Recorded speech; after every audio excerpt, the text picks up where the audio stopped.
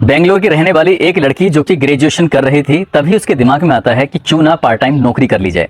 नौकरी करेगी, इससे पैसे मिलेंगे और परिवार को भी कुछ मदद मिलेगी। यही सोचकर वो नौकरी की तलाश में जुट जाती है।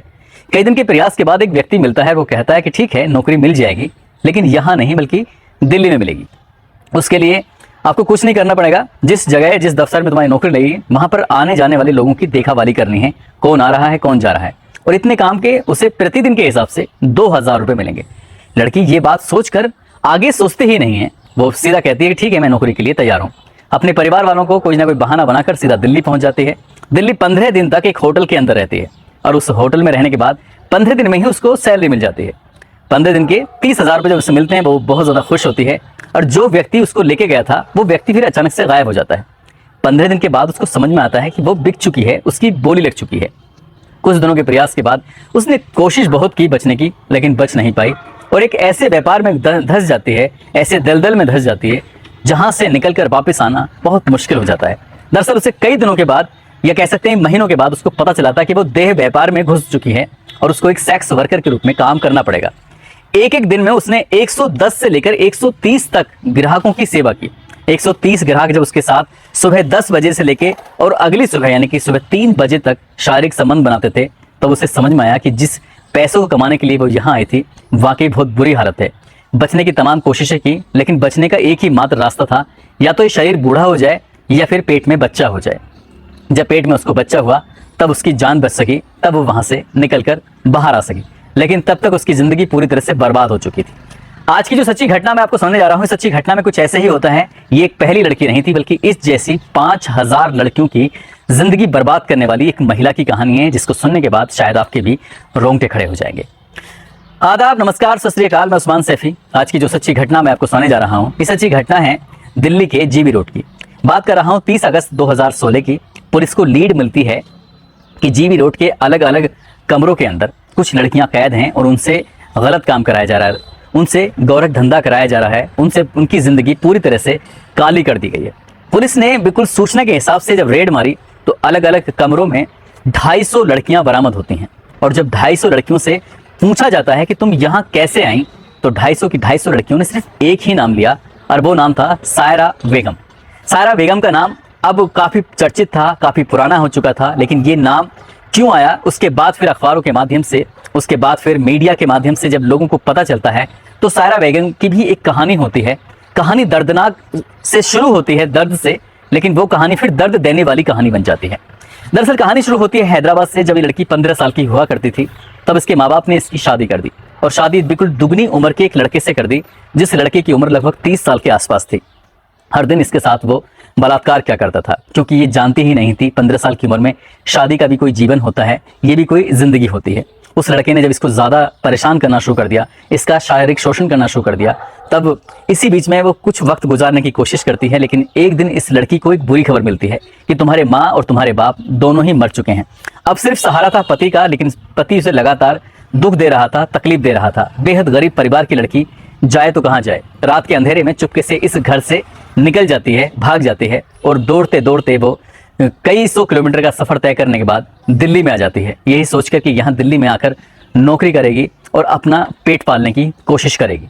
एक दिन हो जाता है, 2 दिन हो जाते हैं, कई दिन हो जाते हैं, लेकिन ना तो ठीक से रोटी हाथ आ रही थी और ना ही उसे कहीं नौकरी मिल रही थी, न ही कोई कामकाज मिल रहा था। और इसी बात को देखते हुए लड़की बेइंतहा परेशान हो जाती है और वो टहलते टहलते जीबी रोड के कोठे पर पहुंच जाती है, जहां उसको थोड़ा सा अपना समय देना था किसी भी पुरुष के लिए, किसी भी पुरुष के साथ थोड़ा सा वक्त बिताना था, और इसके बदले में उसको ठीक ठाक पैसे मिल रहे थे। उसने देखा कि भूखे मरने से अच्छा है कि ये काम कर लिया जाए, लेकिन वो देह व्यापार था, एक सेक्स वर्कर की तरह किसी के साथ भी वक्त गुजारना था। अब यहाँ कोई रात नहीं थी, यहाँ कोई दिन नहीं था, यहाँ सब एक जैसा था। अब उसके साथ शुरू में से लेकर और बहुत दिनों तक ऐसे चलता रहा। उम्र उसकी बहुत कम थी और ज़्यादा से ज़्यादा लोग उसके साथ शारीरिक शोषण करने लगते हैं। वक्त आगे बढ़ता है, साल 1990 की बात है।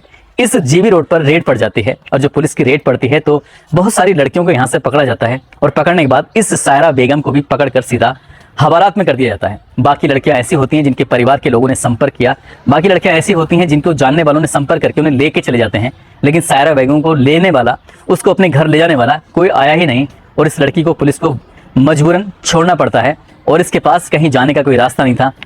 वापस उस सलाखों से निकलकर सीधा पहुंच जाती है उसी जगह पर जिस जगह से ये पकड़ी गई थी। वहां जाने के बाद देखती है कि अब ज्यादातर लड़के यहाँ से गायब हो चुकी हैं और इसके बाद फिर इसने अपना खुद का धंधा शुरू किया। अब तक ये खुद सेक्स वर्कर के रूप में काम कर रही थी, लेकिन अब ये मालकिन के रूप में काम करना शुरू कर देती है।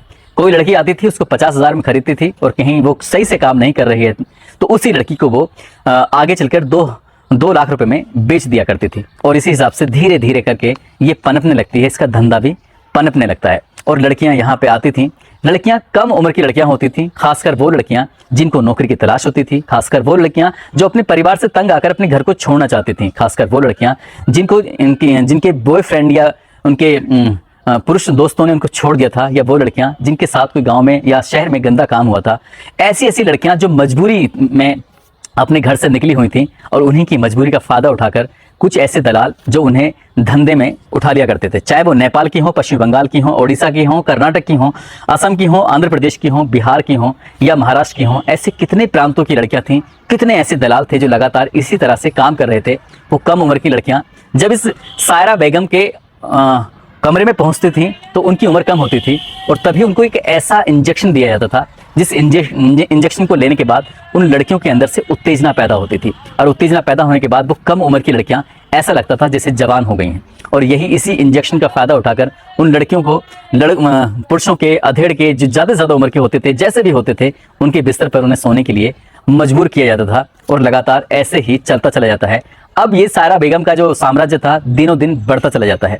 दिल्ली के अलग अलग इलाकों में बड़ी बड़ी बिल्डिंगें खरीदती है, बेंगलोर में भी बिल्डिंग खरीदती है और कई शहरों में ये बिल्डिंगें खरीदना शुरू कर देती है। बड़ी बड़ी गाड़ियां होती हैं लग्जरी, जो पैसे होते हैं वो नगद तो अपने पास रखती ही थी, कई सारे बैंकों में अपने खाते भी खोलने शुरू कर देती है और वहां पर भी नगद पैसा जमा होना शुरू हो जाता है।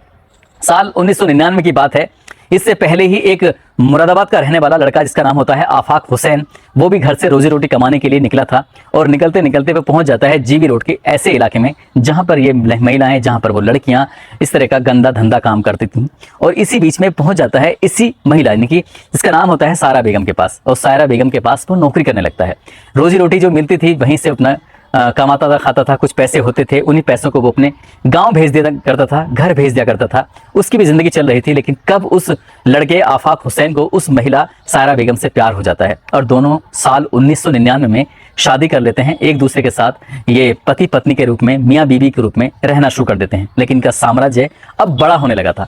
6 अलग अलग कोठे होते हैं जिनकी ये लड़की मालकिन बन जाती है। अब 6 कोठों पर जितनी भी लड़कियां होती थी, चाहे वो खरीद के आई हो, चाहे अपनी मर्जी से आई हो, चाहे कोई दलाल बेच कर गया हो, अब इनसे धंधा कराया करती थी और दिनों दिन इसका साम्राज्य लगातार बढ़ता चला जाता है। लेकिन ये साम्राज्य बढ़ तो रहा था। कहते हैं कि क्राइम को कितने भी शातिर तरीके से क्यों ना किया जाए, ये भी क्राइम ही था और ये शातिर तरीके से किया जा रहा था। जब दिल्ली की क्राइम ब्रांच को ये पता चलता है तो दिल्ली की क्राइम ब्रांच ने 30 अगस्त 2016 को जब यहाँ पर रेड डाली तब पता चलता है कि 250 लड़कियां अलग अलग कमरों में या गुफाओं जैसी उसमें छुपी हुई थी। और जब उसे बाहर निकाल के लेके आते हैं तब सायरा बेगम की कहानी लोगों के सामने आती है कि किस तरह से गरीब परिवार की लड़की अपने पति से परेशान होकर, तंग होकर यहाँ से सीधा दिल्ली की तरफ रुख करती है। वहां जाने के बाद एक देह व्यापार में लग जाती है और एक एक दिन में कई कई लड़कों के, कह सकते हैं 50-60 लड़कों के साथ संबंध बनाती थी। और बाद में फिर उसने हिंदुस्तान ही नहीं बल्कि विदेशों की भी अलग अलग लड़कियों को इस गोरख धंधे में डालना शुरू कर दिया। और जब गिनती गिनी गई, अमूमन वो 5000 लड़कियों की गिनती सामने आई। उनमें से बहुत सारी लड़कियां या तो बूढ़ी होकर वहां से गईं, जिनका शरीर बेकार हो चुका था, या फिर जिनके जो प्रेग्नेंट हो जाती थी वो लड़कियां इस धंधे से बाहर निकल पाती थीं। अपनी मर्जी से कोई निकलने की कोशिश भी करता था तो सायरा बेगम उसको निकलने ही नहीं दिया करती थी। जबकि सायरा बेगम की ज़िंदगी खुद ऐसे काली दौर से निकली थी, गरीबी से निकली थी। वो चाहती तो अच्छा काम करने के बाद, जिसने लगभग 100 करोड़ रुपए की संपत्ति अर्जित की थी और ऐसी लड़कियों की वो ज़िंदगी बचा सकती थी, उनके लिए अच्छा काम कर सकती थी, उनका माँ का रोल अदा कर सकती थी। लेकिन उसने माँ का रोल अदा ना करके एक हैवान का, एक खूंखार का रोल अदा किया।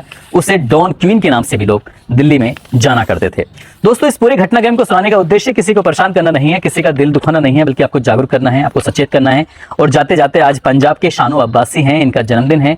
इनको जन्मदिन की बहुत सारी शुभकामनाएं, बहुत बहुत मुबारकबाद। साथ ही चांदनी कुरैशी हैं, उमेश यादव हैं, मीना यादव हैं, जतिन शर्मा हैं, अजमत खान हैं, अंजुम खान हैं, हरिओम पाराशर हैं, उदय शंकर हैं, ऋषिराज सिंह हैं, मनीष निषाद हैं, आर्यन कुमार हैं, नबी जान अंसारी हैं, जमरुल जौनपुर से हैं। इन्होंने नाम लेने की अपील की थी। आप सब लोग अपना ख्याल रखें, सुरक्षित रहें। जय हिंद, जय भारत।